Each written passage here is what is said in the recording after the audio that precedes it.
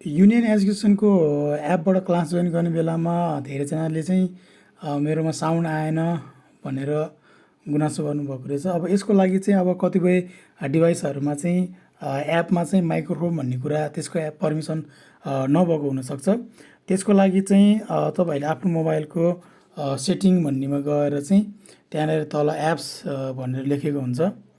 जस्तै यहाँनिर यसरी एप्स अथवा एप्लिकेसन केही लेखेको हुन्छ। तपाईँले त्यहाँनिर गएर चाहिँ म्यानेज एपमा जानु होला। म्यानेज एपमा गइसकेपछि चाहिँ यहाँनिर तपाईँले युनियन एजुकेसन भनेर सर्च गर्नुहोस्। अब युनियन एजुकेसन सर्च गर्नु भएपछि चाहिँ यहाँनिर एप पर्मिसन भनेर लेखेको हुन्छ। एप पर्मिसनमा क्लिक गर्नु भएपछि चाहिँ अब यहाँनिर तपाईँले देख्न सक्नुहुन्छ कि डिनाइडमा त्यहाँनिर माइक्रोफोन छ, क्यामेरा छ, फोन छ। अब यसमा हामीलाई मेन चाहिने भनेको चाहिँ एउटा माइक्रोफोन भन्ने कुराको चाहिँ यसलाई एप पर्मिसन दिनुपर्ने हुन्छ।